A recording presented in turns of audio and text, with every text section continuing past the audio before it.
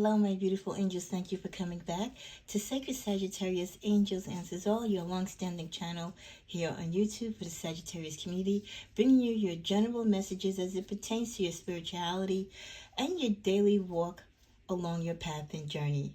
My cards are blessed and prayed for beforehand to allot for time. All I ask is that you exchange positive energy back with me by sharing, liking, and subscribing. I know many of you are viewing, but you're not subscribers, so please, I welcome you to subscribe. You don't have to be a Sagittarius to subscribe. You might just like the sound of my voice. As long as you're here in positivity, I absolutely welcome you.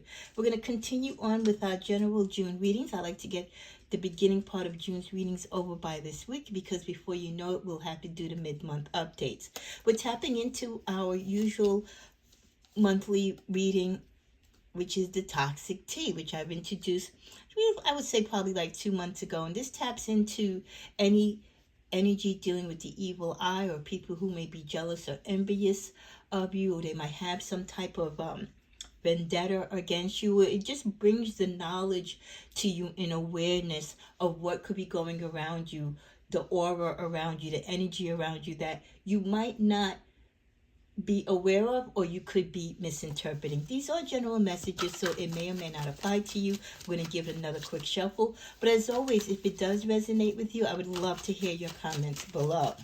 Okay, so what is the toxic tea for Sagittarius this month? Ooh, okay. I guess these three want to come out, so we're going to start with these first three. In the middle of the energy, we have unhealthy obsession with you. So there is someone, not that they're jealous of you. You know, people sending negative energy your way doesn't necessarily have to do with hate. It can also do with love and obsession. And for some of you, you could be experiencing an unhealthy obsession with you. Okay, so that means someone has now obsession can go two ways. When it goes to the romantic route, we're talking about someone who's obsessed with you romantically, but it also can be an unhealthy obsession where someone is obsessed with you just as a person. It could be a guy or girl, so it could be a female or masculine energy where they want to duplicate, or they want to be like you. They want to, in some cases, they might even want to feel like they are a better version of you. They want to replace you in someone's life, or in a role in a job. So unhealthy obsession with you is the energy around some of you. And if some of you are aware of this, or you suspect this is going on, especially if you know who the person is, tread lightly and don't take anything or anyone for granted. It's an illness. It could be a mental illness that they're going through, a breakdown. It could be their own insecurities, and they find type of magnet, like a magnet type of attitude, to attach to certain people. I mean, we see it in the movies and films where people take on other people's identities and stuff like that. It's real. So if someone has an unhealthy obsession with you, whether it has to do with you just in general as a person, or especially with you romantic, please take the necessary precautions. Make sure you let others know of what's going on, and to keep an eye out for that person, especially when you know who it is. When you don't know who it is, all you can do is to live smart. Watch your surroundings. Try not to do things in repetition. Change up your routine. Be nice to everyone, even to those who are not nice to you, because you can snub somebody the wrong way. And as we know in this life, people are just really walking around with short fuses. On the other side of that, we get your closest friends hold grudges against you. Wow. So the unhealthy obsession could be someone from your own camp, a past friend or a current friend. Like they say, you keep our enemies closest to us, and sometimes our enemies are the people that we trust the most, because who has access to us, right? So one of your closest friends, or several, okay, could be very jealous of you. They're holding a grudge. Maybe they felt like you beat them out of a job, or you took somebody away from them romantically that maybe they were obsessing over, or that they were trying to get with. We can't control who people fall in love with, but again, when people are unstable, or there's an imbalance, or again, they just come from a low vibrational and they think very low of themselves, all these type of, unnecessary feelings and unnecessary actions and thoughts happen. So if you feel like one of your friends are off, or they've been acting funny, or you just feel uncomfortable around them, maybe you should keep your distance from them, because there is something brewing. And then on the other side of unhealthy obsessions, we also get causing you to feel lightheaded and severe headaches and migraines. Someone is exuding so much negative energy and thoughts your way that it is physically acting out on you.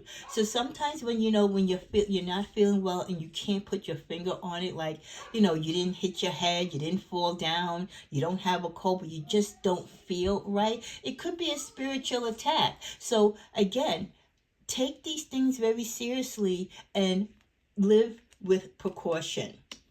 At the bottom of the deck, we get your ex is preying on the downfall of your new love interest. Those of you who left someone out in the cold, or you had to part ways with someone, they're not happy that you've fallen in love, and they want the demise, or they want something to happen to your new person. And again, these are things that happen in real life. People have taken action in these cases. So you and your new partner have to be very careful if your ex is acting out, if they're sending threats, or if they're sending you nasty emails, if they're showing up at places that you and your new boo was at, or if they're physically, or verbally having confrontations. Note that, tell the authorities, tell your family. The more people you have involved that are aware of this action and behavior, and especially if it's your ex, maybe you can speak to his family. But the more people that you kind of notify about the situation, hopefully the more people you will have to keep an eye on the situation and hopefully prevent this ex from acting out on his rage. A lot of people can't take rejection, especially now. People are very sensitive. They're really, really living from a low place of vibration. So you have an ex that is really obsessed with your new partner. They feel like your new partner doesn't deserve you. How dare you move on? And sometimes they take it out on you, or sometimes they take it out on your partner, or sometimes, depending on their energy, and how they're living, they can take it out on both of you. We're going to go to 2 more cards for this month's Toxic Tea, and then we'll go to the tarot briefly for clarification. We also get the message causing you to act out of character, irrational emotions, and mood swings. Someone who might be doing some type of spiritual work or making a spiritual attack on you. And people don't know that they're attacking you spiritually. They're just sending bad vibes your way. They're just mentally and physically wishing and thinking about you in a bad way. And that is in the form of a spiritual attack. And it can act out on you physically, like I said. People's words hurt, and they can cause negative actions to harp upon you. The bottom of the deck, and the final card we get is hating on your successful life choices. Those friends that are not really your friends, that ex who's not happy because you've moved on to someone. Maybe you've moved on to someone who's more successful than them, is providing you a better life. They see that you're happy. This person is everything that they should have been to you. They hate to see you happy. So someone is hating on your successful life choices. Those successful life choices could be, most importantly, moving away from them, not dealing with them. They see you moving on in a new crowd or new friendships. You could have shaded a friend. Maybe you found out that one of your friends were phony, and you took it upon yourself that I'm not going to deal with this friend anymore, and you've moved on, and you've replaced them from out of the group, and now they feel kind of, out in the shadow. They feel out in the cold.